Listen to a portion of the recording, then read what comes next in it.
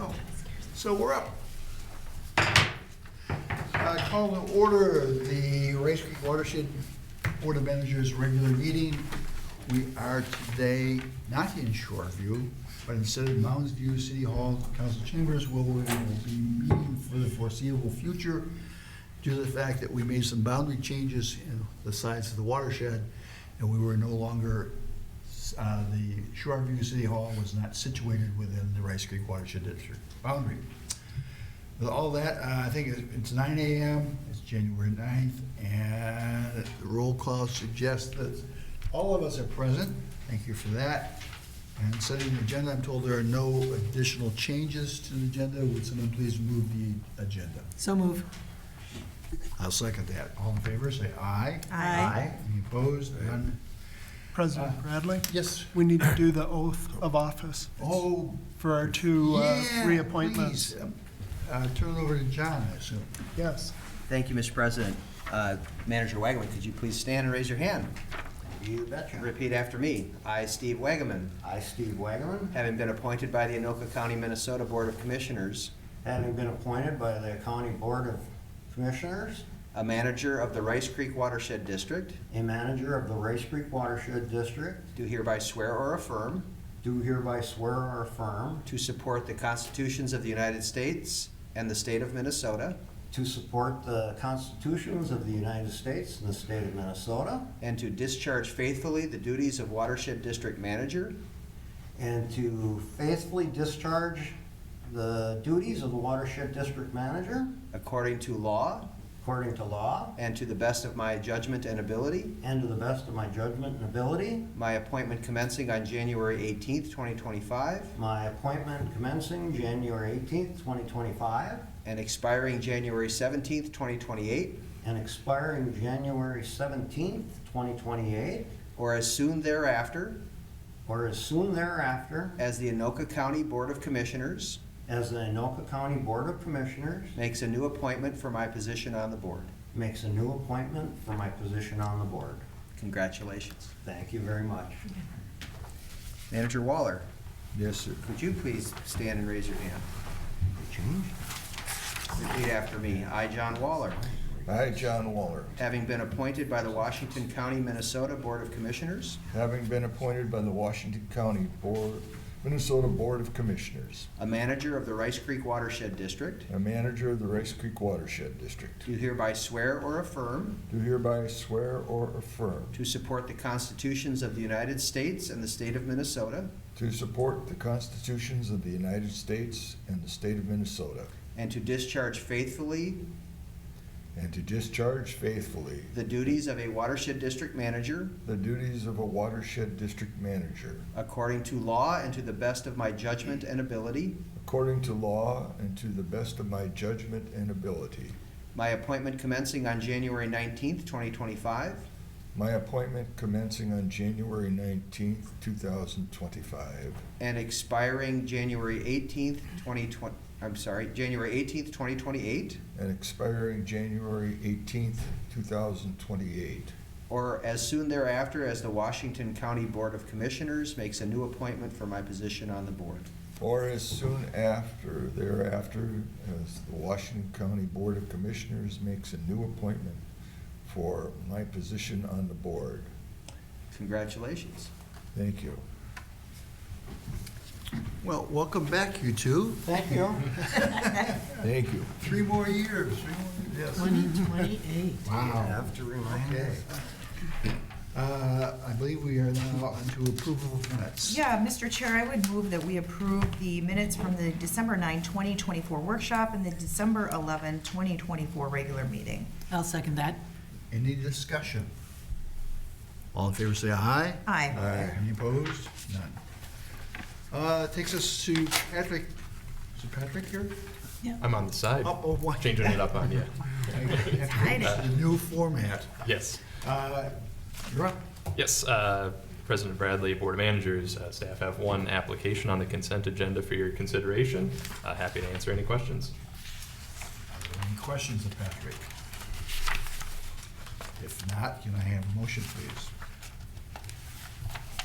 Mr. President, I move to Caprock permit number 24-077. I'll second. Any discussion? All in favor say aye. Aye. No opposed. And that takes us to open mic. Is there someone here who would like to speak on open mic? Do we have anyone on the phone? Or not? Takes us to Citizens Advisory Committee. Kendra, you're up. Good morning, board managers. I have before you the slate of CAC members for 2025 for appointment. Very thorough presentation. If you have any questions, happy to answer them, but yeah, pretty simple. Yep. So as I understand it, the only vacancy we currently have is for Washington counties related to probably the Conservation Yep. District. Okay. Yes, correct. All right, can we have a motion? Yeah, Mr. Chair, I would move to appoint the 10 individuals proposed on the slate for membership on the Citizens Advisory Committee for 2025. Second? Any discussion? President Bradley? Yeah. Maybe just a point of clarification. On the, Slide 10. yeah, there's a vacant in Washington County, but also in Anoka. Is that correct? Yes, correct. Yeah. Yes, two There are vacancies. 2 vacancies. Same kind of position? Nope, that's a citizen position. Well, Anoka, So some recruiting. we need some recruiting. We need to get it together, Steve. Yeah. Mr. Falling Chair, down on the job. Yes. I would just point out that we discussed this in workshop and came to, talked about the representatives and expressed our appreciation to the Citizens Advisory Committee for the work that they do. Absolutely. Thank you for that. All in favor say aye. Aye. Aye. Any opposed? Passes. Thank you. Thank you. Whenever you're right back up here, okay.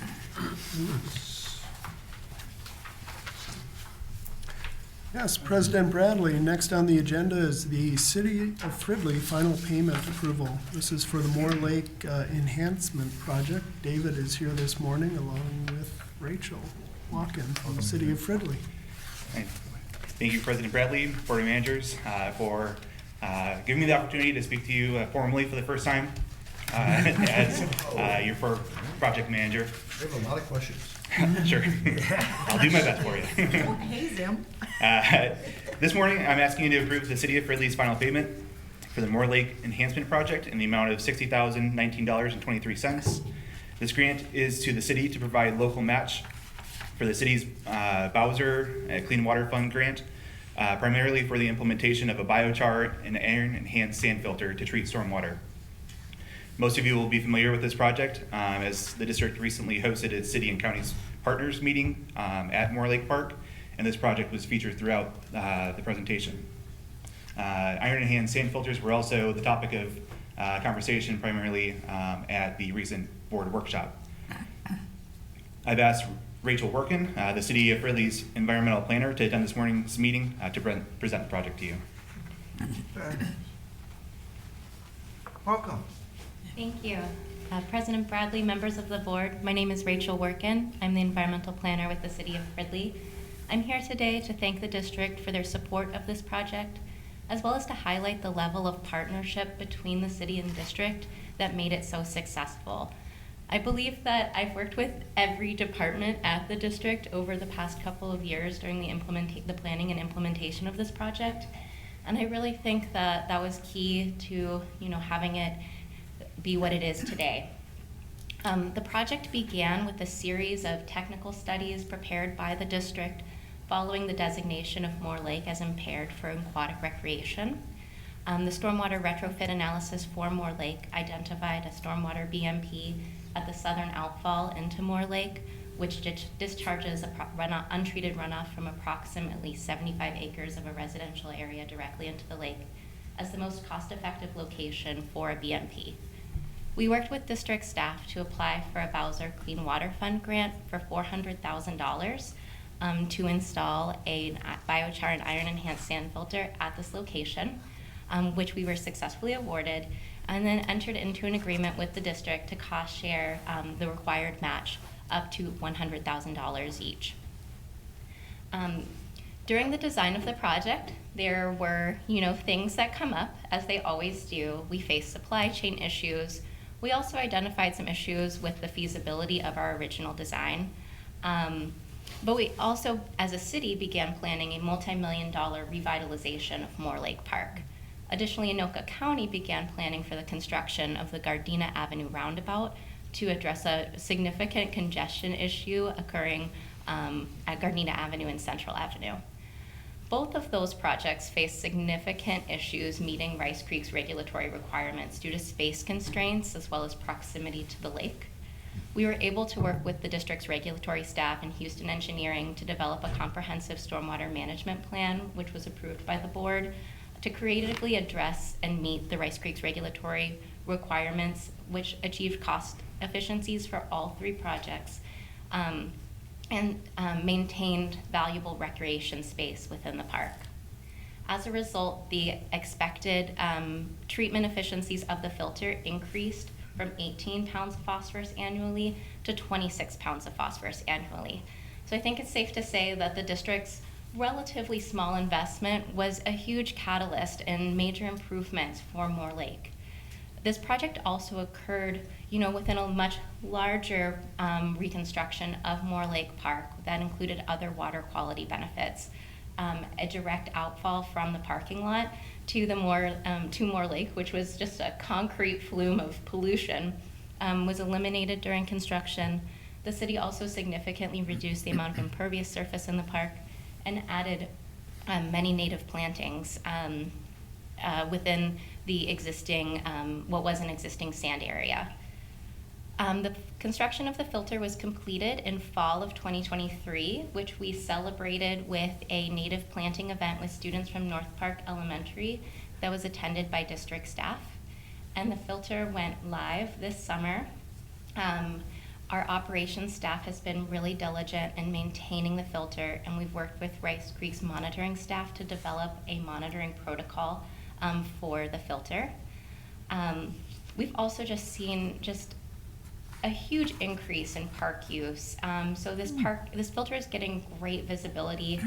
We worked with Kendra to develop what I think is the most beautiful and informative informational sign to accompany the filter. So I think, this has just been such a source of community pride and revitalization. Looking forward, we're looking forward to the installation of the new public art piece at Moore Lake Park, which I think is another great example of the city and the district working together to achieve more than we could individually. We're also looking forward to seeing the results from some of our monitoring work together, as well as updating the Moore Lake stormwater retrofit analysis to pick our next project to benefit Moore Lake, with the eventual goal of having it delisted from the impaired waters list. So once again, thank you very much to the board and to district staff. I'm happy to answer any questions. Are there any questions for Rachel or Thank you. David? Yeah, I'll note that So the. Before David, thank you for coming. Thank you for an excellent presentation. Appreciate it. Okay, David. I will note that the funds for this project are coming out of the 2024 60-03 Lower Rice Creek project. Question, go ahead. Excellent presentation. More importantly, excellent project. The $400,000 comes from the Clean Water Fund, which was appropriated because the citizens of the state of Minnesota voted to tax themselves for these water quality issues.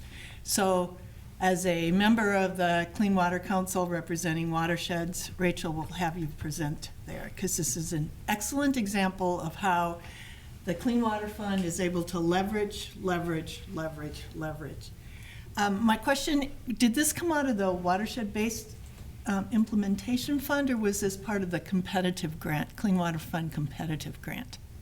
Do we know? The competitive grant. It was a competitive, which is similar to the grant that Rice Creek was awarded for the lake, Centerville Lake? Centerville Lake, yes. So just to my colleagues, Rice Creek is benefiting greatly from many of those funds, and it's because you ask for them, and we have great projects. So, Fortunately, we're not shy about asking. and we're not shy about it, right. Mr. President. Thank you. And we have a very excellent staff that's good at the competition, always has been. Thank you for coming, Rachel. It's nice to see you again. I'm happy we can do something about Moore Lake. But while you're making the presentation, I was thinking about some stream or drainage that's above Moore Lake that we were talking about working on over there a few years ago, and I'm wondering if that's gotten misplaced, lost, or whatever. There was another water quality issue, so since you're here, and I don't see you that often, I thought I'd I don't expect an answer from you today, but put that on the kind of the checklist to see what was going on, because and I can't remember the whole details of it right now either. About it, I know we had another issue upstream of Moore Lake, where coming in. But I'm happy to work with the city of Fridley. We've had 2 great projects with you now in the last couple of years, and one over at the campus for the new city hall. And that's very good. We don't, we're both ends of the district. We had Centerville Lake up in Anoka County, but people forget Anoka County goes all the way down to the Mississippi. So thank you for coming, and keep asking us for money. That's the idea. That's the takeaway. Take a look at how much you paid in, your city paid in, and see how much you get back every year. Thank you. President Bradley? Yes. I'll just note that earlier this year, we did meet with Rachel and other staff at the city of Fridley, discussed a number of different projects that they're looking at, a crossing at Rice Creek that the County of Anoka's looking to do, flood control issues or flood management issues around 73rd Avenue, I think it is, or 69th, and yeah, so always any number of We can't things. forget the dam in Lock Lake. Yes, Lock Lake Dam was mentioned at our get-together, yes. I'll mention we also have submitted a grant application that has not been determined yet for relooking at the whole Moore Lake Watershed District, or Watershed as a whole, to reprioritize and come up with the next projects are now that the top ones have kind of knocked off. And so hopefully in the next month or 2, we'll hear back on that and hopefully be successful in that. So continuing to work with City of Fridley in that. Great. Can I have a motion then to approve the payment? Page 29. Mr. Chair, I would move to approve the City of Fridley's final payment request as submitted and direct staff to issue a payment in the amount of $60,019.23. Second. Any discussion? All in favor, say aye. Aye. None opposed. Thank you again, both of you. Thank you. Thank you, Richard. President Bradley, the next item on the agenda is the Dunaway Construction final payment approval. This is on Ramsey County Ditch 4 repair. This is phase 2 of that project. And Tom is here to address this. Welcome, Tom.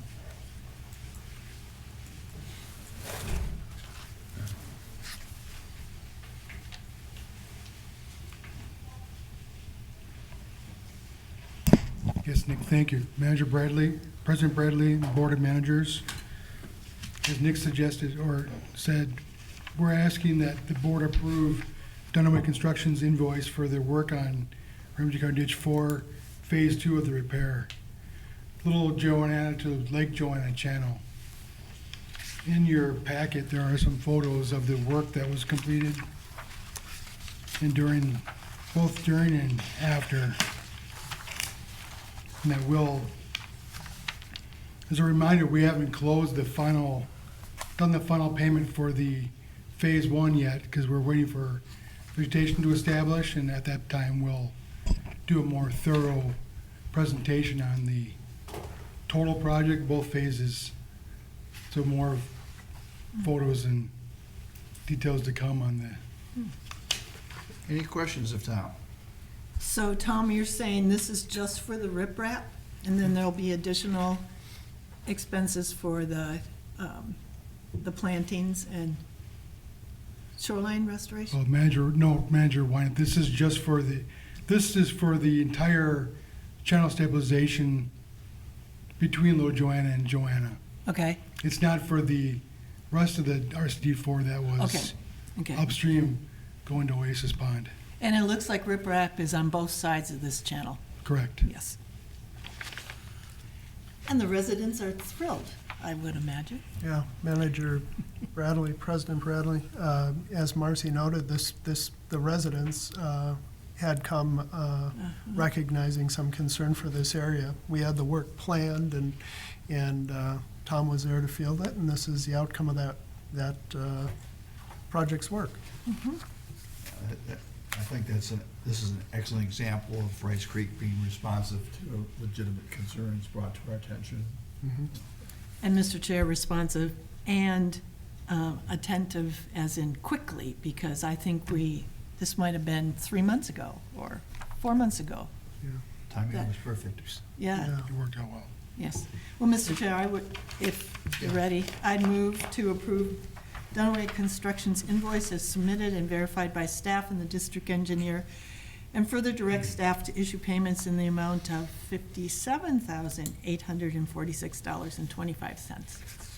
Mr. President, I'll second that, but I'd also point out that it was very quick, it was responsive to those individuals, and I certainly hope we continue that quick, responsive reactions and fixing drainage ditches. Nick?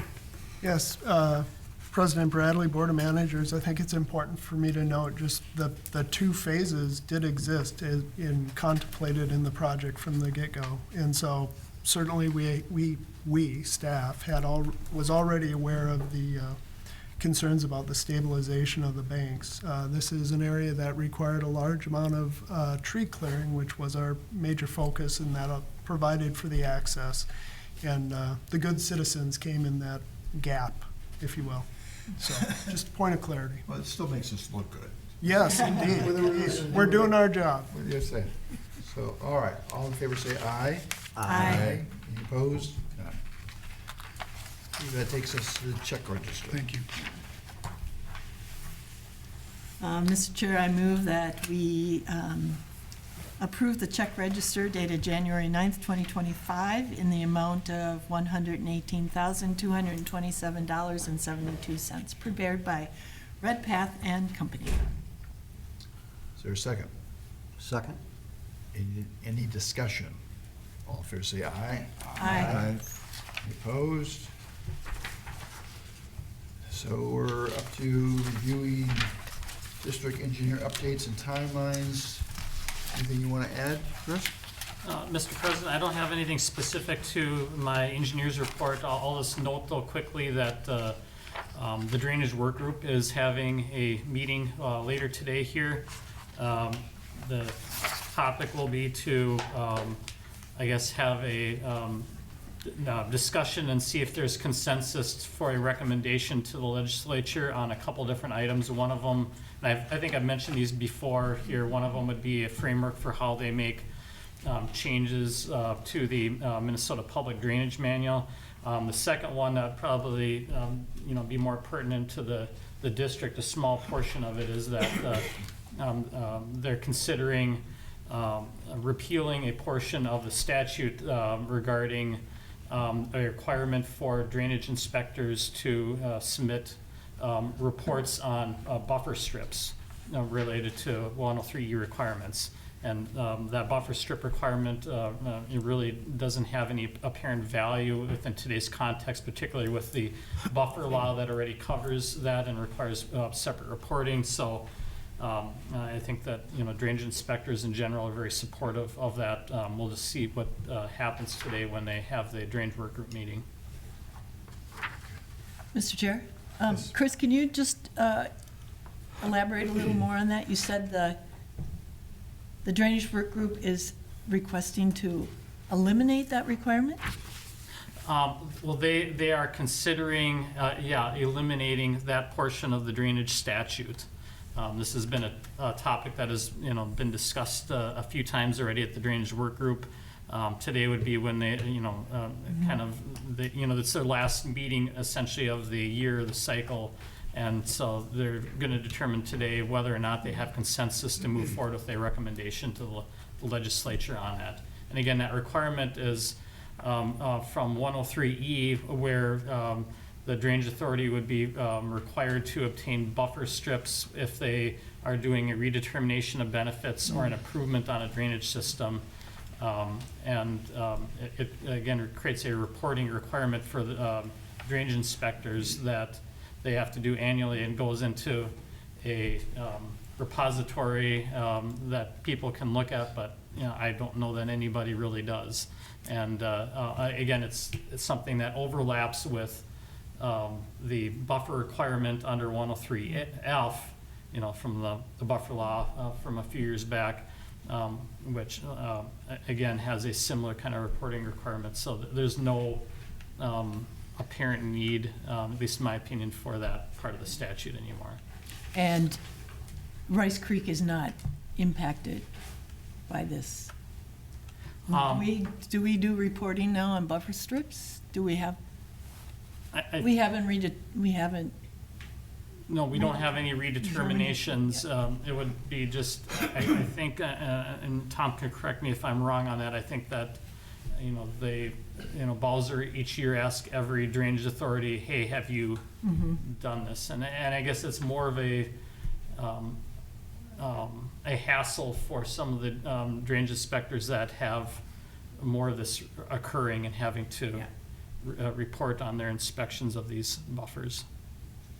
But we don't have that many miles of buffer strip that would need to be reported. Manager Wynett? Yes. In this 16 years I've been here, 17 years, I've filled the form out every year, but I've always put 0 in every box, so it's the reporting has no impact on us since we don't do improvements or anything that requires viewers. Okay, thank you. All right, Minister Tom Zak, your updates. Yes, President Bradley, Board of Managers, just a couple of administrator updates. At a previous meeting, we had the Ramsey County inspection agreements that came up, and there was, that's our agreement with Ramsey County Parks and Recreation, their Soil and Water Conservation Division, for inspections of our regulatory program. There was an inquiry about the number of permits that we saw in the district, and specifically in Ramsey County, and Patrick was kind enough to take a look and see what that history's been, so I'd like to turn it over to him. Yeah, thanks, Nick. Board of Managers, so I looked at the last 5 years, just a smaller sample size, but of the applications that we received, overall 37% of them were within Ramsey County, so a pretty large chunk. And then if you further look at that as to the ones that are specifically within the area that is covered by the Ramsey SWCD for inspections, that's between 20 and 25%. So it is a pretty significant portion, I'd say, of the permits that we're looking at. Yeah. President Bradley then wanted to make mention of our annual contractor service agreements. This is the contracts we use for day labor, specifically, or more often than not, it's public drainage system work, and these are the work orders that end up reported to the board on our spreadsheet. I'll note that John or Rinky Noonan did review that contract document, which is consistent with the last time. Annually, we take a look, and certainly now with our transition to Rinky Noonan, to make sure we're on the same page about what that looks like and the details there. These are for maintenance, which is different than Tom just reported on repair, so two distinct things. It's probably good, Tom, if you could add a little bit of detail there of what makes those two different, because I certainly see them from our work together that they're two distinct obligations that we're addressing. Yes, thank you, Manager Bradley. Board, Nick is correct. We, under statute, there's no distinction between repair and maintenance, but you as a board have determined that you have a maintenance program and you do repairs, and they're handled in different ways. We use these day labor contracts to fulfill our maintenance obligations, to the systems. And I'll note that we don't, our agreements with the contractors state that we as the watershed district or staff will not dictate means, methods, or on how they complete the work. We work with them to have an understanding of what our outcome is we are desiring, but we don't tell them you'll use this kind of equipment or use this many mats to get across a wetland or soft areas, because we let them make the decision based on their experience and best judgment. So, based on, first of all, I understand the reason. John, the lawyer, would quickly tell us that, that if they're gonna be an independent contractor, that's the requirement under law. But we also had an experience last winter where someone wasn't adequately experienced and they dropped a cat and they caused lots of problems, costs. So I would hope that just because there's a difference between telling them how to do it and telling them, by the way, based on our experience, this is what you ought to do, that we would not run afoul of that distinction and we would be protecting ourselves better. John, you got a comment? I do. I think that's very reasonable. Obviously, staff is working with all of its contractors. I think one of the considerations up front before you award one of these annual contracts is there is a review of the contractors, their competency, and by awarding a contract, the board does show some level of confidence in the independent judgment and skill set of those contractors. So it is a tension, and it all has to do with how much risk does the district undertake every time it sets a contractor loose to do something on the landscape. And this is one of the reasons why we have a distinction between maintenance and repair at this district, is because maintenance is usually viewed to be lower risk, simpler work, doesn't require a lot of regulatory oversight, those sorts of things, as opposed to repair, which would be managed more intensively with a very detailed set of plans and specifications, construction supervision, verification of grades, all of those sorts of things. I think one of the reasons why this discussion is relevant, especially today, and I note that Manager Robertson indicated that there might be a meeting coming up next week related to some concerns on 10/22/32, is that there's a lot of complaint in that instance about the means and methods that the contractor was undertaking to perform the repair work. And one of the risks we have is that if that issue was brought to the inspector would say, well, here's our contract, here's the level of independence that we give to our contractors because we've already vetted them on the front end. And so we don't dictate that level of control or of oversight or direction of the means and methods employed by the contractor. And the difference between the inspector handling that question and a commissioner handling that or a manager handling that question is that a manager might not have the insight as to that contract. And so then the landowner gets a more sympathetic ear, and then suddenly it becomes a larger issue we have to deal with. So again, we have to give them some independence, but I think it is well supervised and well coordinated with your current staff.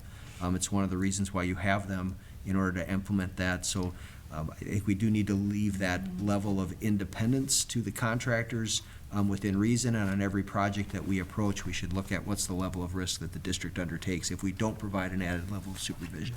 So, John, you've raised a question in my mind. You've tried to draw a distinction between our level of supervision on a repair versus maintenance, but I would suspect that our contracts for both types of employment of contractors contain the same language absolving us of a responsibility for how they do that job. We in our maintenance, our annual maintenance contracts, there is indemnification, there's an insurance requirement, there are hold harmless, all of those sorts of things that the contractor undertake. In the larger contracts that we execute, there's much the same language. It's a little bit more detailed because there are unique operations in those contracts that sometimes don't exist in these maintenance contracts or these maintenance works. For example, a repair might involve a lot of culvert replacement. That would be more highly specified and controlled than simply removing accumulated vegetation out of a ditch that most experienced contractors have the ability to do without a lot of. Mr. President, Steve wants to chat, and then I have a question. Thank you, John. I told John to go ahead, But I would like to talk afterwards. Well, I do have a lot of questions and discussion items, I guess, on that. And I don't think that we need to discuss them all right now. I mean, I think we should talk about it at a workshop or something. A lot of things have come up that I don't know are legit, not legit, whatever, but they have come up, and I'd like to be able to at least talk about them. Yeah. Mr. President, thank you. Yeah. I thank you for the explanation from both Tom and Attorney Kolb. But I think there's a significant issue that should be noted when you talk to any of these individuals about the difference between maintenance and repair that the district makes. Repair is special assessment. Maintenance is general funds. So there's a big difference in how you pay for this. And I think that anytime you have a talk with the individuals on these drainage systems, that's something that they may not be aware of. They're aware of that if they had a repair system, it was that they got a special assessment. They're certainly aware of that. But the difference in maintenance means they're not going to get a bill. Correct. And so I just point that out. It's true that, yes, there's a difference.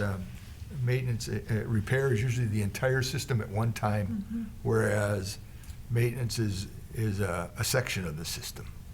And to me, overall, the time I've been here, that's one of the significant issues that I think it's important to realize, is that maintenance is an ad valorem tax, not a special assessment.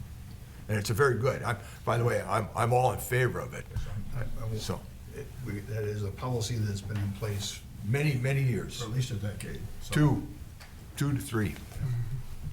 we've only been doing it for about a decade, so that's okay. Well, long before any of us on the board or any of us in the audience here or the staff, that's been here, so. Are there further updates? Yeah, I guess I'd like to chime in, President Bradley, on this. Just to note, you made the difference between maintenance and repair, and Attorney Kolb made note of it in the beginning. If there's significant regulation involved in it, was one part in going through the permitting process. That's often a big part of the distinction there. Moving on from that, pay equity report got completed, submitted to the state, and we got, within moments, flying approval of the good work of the district. So we are in compliance there. And then I believe in front of you was handed out the Minnesota Watersheds legislative briefing document that's coming up here February 19th, and which is a Wednesday, and then February 20th. So the evening of the 19th, and then the 20th is more the open to visit with your elected representatives. It is asking for advanced registration, thank you. So if you would, please comment to Teresa on your interest on that matter. Again, the handout's in front of you. Under that, I'll just note our past efforts specific to Rice Creek have been for our Ramsey County Ditch 235, Jones Lake, 35W flood mitigation. These are any number of small projects, Jones Lake being our focus. I've been in communication with the City of New Brighton staff. They have some experience in receiving state funds, so I look to collaborate with them and ramp up and engage our elected folks for that project. I will leave it there. Thank you. Do you have an update? Well, I would just say the groundwork has been laid for the 235 project, and we just need to give it some more oxygen and move forward. Yeah. Clearly, the next step should be reconnecting with both our representatives, Senator, make sure that they understand we haven't gone away, we still want their help. Yes, if I could, President Bradley, to add to that, multi-pronged approach, we have a grant application that we'll be submitting. Try that avenue as well, and hopefully we'll get multiple successes, so. I accidentally skipped over John, but were anything further in your updates? Yes, I am aware of a Ramsey County elected officials meeting once a month, and they apparently have had Ramsey, Washington watershed representatives at that, and we should be expecting an invitation to join them, staff and/or managers As at we that. did last year. They did the same thing last year. Oh, yeah, okay. Is that it? That's it. Yep. John, I'm sorry, I didn't mean to jump over your protocol. No offense taken, sir. None at all. Not to worry. Monday, we had a workshop, and we talked about adding structure to the review process for the administrator, and I'm all in favor of this structure. There are some things I'd like to see as we go forward. I just mentioned this at the beginning. I'd like to see to make sure the structure contains transparency, accountability, objectivity, and impartiality. Those 4 things in the structure. I also would think that it's important that we take a look at, since it's, I was looking at some of this policy book we have, and thank you, Teresa, for all the updates. And since this one was finished, and this isn't the entire policy book, I mean, the part that we're looking at, we've had some updates since it.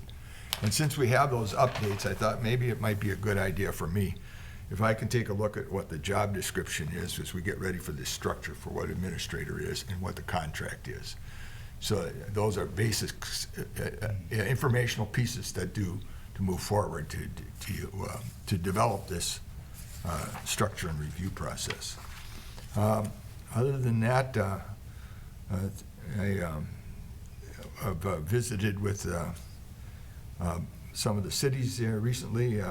As you know, the mayor of Forest Lake is going to be new this year, and so we'll see a change there. Forest Lake has also replaced their administrator with Mark from Centerville, and so everybody knows that. So that's a good thing, because Mark has always been one of the individuals that came to our county partner meetings and always had something to talk about and suggest, and he's very conscious of working with us. We had the ballpark over, in Centerville, and so I thought that was an outstanding hire, my point of view, at least from the district. And I expect that we'll be seeing pretty soon. I understand that the study that WSB is doing for the water reuse program and how that's going has been to the district for review, and we'll look back at it and see how that's going to work for us in the future. I think another added benefit of that is that large ponds of water, these are 5-10 acres we're talking about, also would be available in case of a catastrophic fire. And I recall in my childhood that we had one in Onika Township, Hugo. It went from Highway 61 up to the backyard of my parents' home. That's 3 miles. And it was in the springtime, and it was very dry, and the winds were really high, and it got started down there and burned around both Egg Lake and Rice Lake and the southern part of Onika. And so those, I just in thinking about those reuse ponds that we were talking about, stormwater ponds, there's another quick source of water that's right close by in case that happens here in our communities. So with that, Mr. President, thank you very much. Nick, could you please send to all of the managers Yes. your job description? Yep. Appreciate it. I'll include Attorney Cole as well. Yeah, oh, yeah. For heaven's sakes, inclusion is great. I have nothing that needs to be said that John didn't cover or somebody else. Manager Robertson? I think we covered most of our extras in the workshop on Monday. Yep. So, the only thing I wanted to do, we've already covered, which was contacting our legislators. So if we could have a motion to adjourn then. I move to adjourn. Second. All in favor, say aye. Aye. No opposed. Wonderful, thank you. First meeting of the year. Yes. We made it.